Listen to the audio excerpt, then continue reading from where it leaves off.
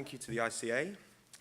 My name is Joseph Guilfoyle. I am the manager of the compliance team at Robert Walters. As Phil mentioned, I am here to provide some insight into, firstly, Robert Walters as an introduction, insight into the compliance market as how we see it at the moment, some detail on careers in compliance, why, how, and finally, some questions. So Robert Walters, first of all, we were established in 1985 by Robert Walters himself. He is still working in our London office. Our head office is in London. We have offices internationally over 25 countries. That aids us certainly from a compliance perspective with teams in New York, Singapore, Sydney. We can get a sense for global regulation. We can get a sense for global networks as well. Our compliance division in London was established 15 years ago by Chris Hickey, who is our current CEO. Again, it shows that we withhold that network within the business currently. Currently, we are a team of 10 specialist consultants, quite a sizable team in comparison to our competitors in London. We've moved with the market to a certain extent in terms of specialism. As mentioned there, we have a specialist financial crime team that was developed at the start of this year. We also have consultants that will focus on specific areas of the financial services market. Another thing to add, UK coverage across the regions. Specialist financial services focuses within Birmingham, Manchester, and Milton Keynes. And we'll come on to that point later in terms of a lot of our clients seeing fit to nearshore and some of their compliance functions. So a bit about the compliance market as we see at the moment. We run polls, we talk to our clients, we talk to our network, and try and gauge useful information that we can use not only in circumstances like this, but also when talking to our clients. So we've polled our clients. We found that there have been talent shortages, and that is across the board. So as mentioned by Phil earlier, regulatory compliance, financial crime, these are all coverage areas for Robert Walters. So 72% of our clients have been affected by talent shortages over the last year, and that can be within any of those areas. Their plans for managing talent shortages are not massively in place. So there's a bit of uncertainty still about how do we find and how do we source the right kind of talent for our compliance divisions and compliance needs. Of employers that anticipate hiring in the next 6 months, they are open to and anticipating a skill shortage also. So it just goes to show that, whilst the compliance industry has grown and it is broader than ever before, employers are still feeling that there are a shortage of candidates out there for these specialist compliance positions. Another point that was mentioned earlier, the compliance industry, yes, is still growing, but we have seen year on year these vacancies slowing. They're still on the rise, and there are new areas of financial services that are hiring compliance. It has slowed, but the skill shortages I mentioned continue with compliance talent difficult to find across our financial services divisions. Again, continuing the theme on the compliance market overview, regulation seems to drive a lot of the demand for compliance professionals. So we've seen noticeable areas of increased demand across our clients over this year.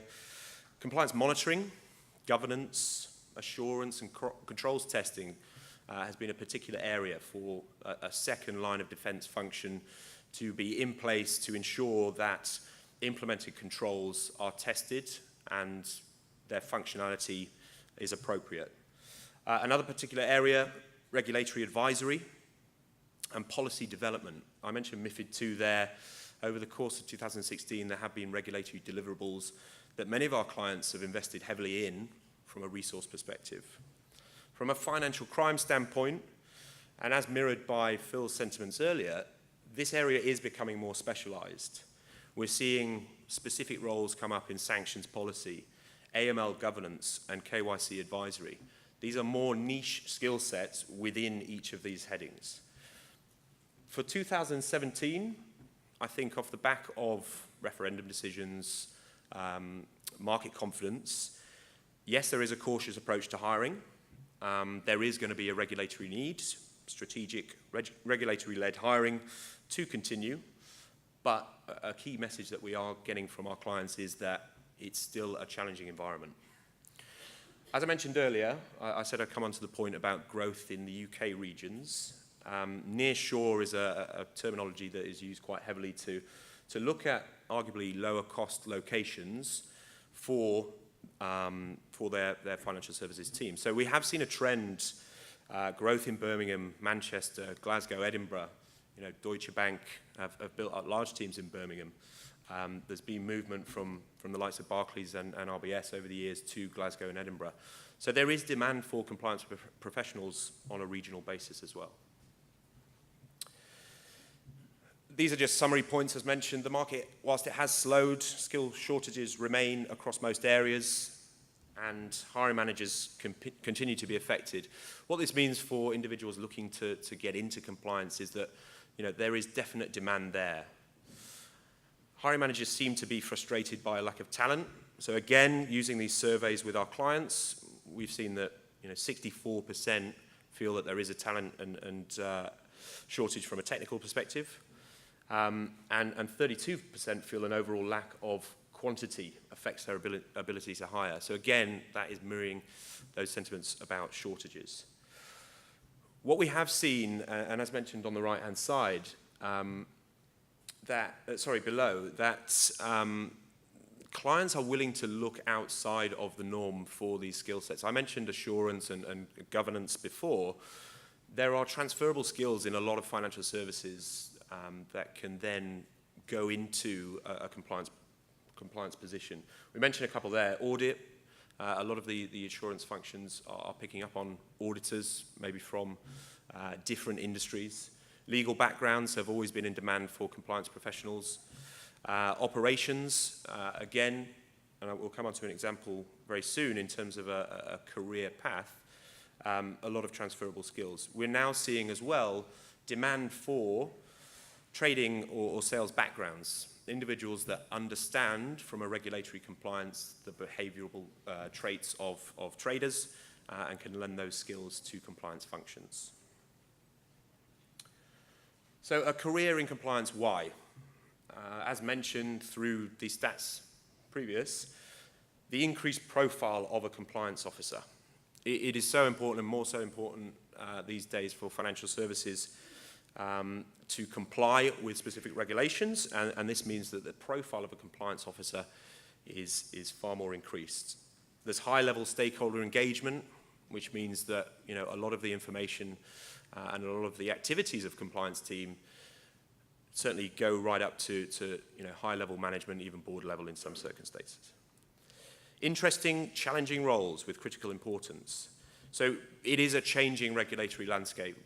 We're anticipating more change following Brexit. There is a lot of variety in the roles that you do. You know, depending on the size of the firm, as mentioned before, there could be roles that have a real breadth of variety from a regulatory compliance and financial crime perspective. A fast-track career opportunity.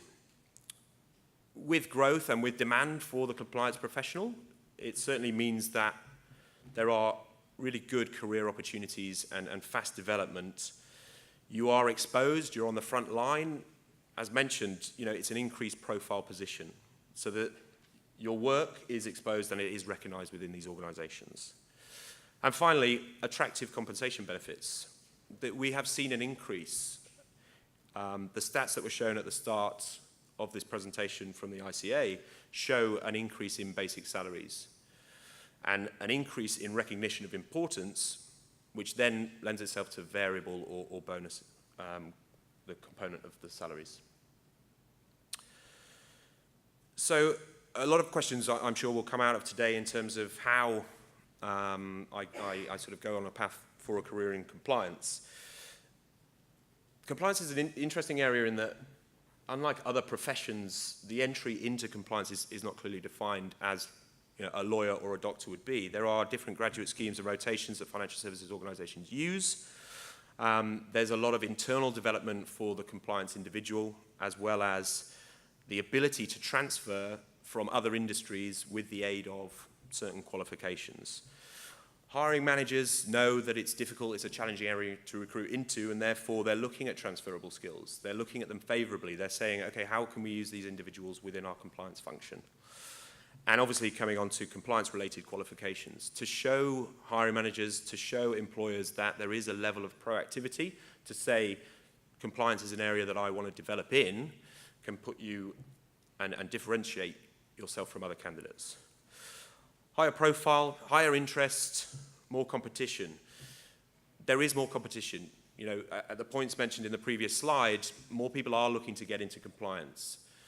So entry into certain disciplines are challenging, but as I said, differentiating yourself with proactivity, with qualifications, can certainly set you apart from your competition and other candidates.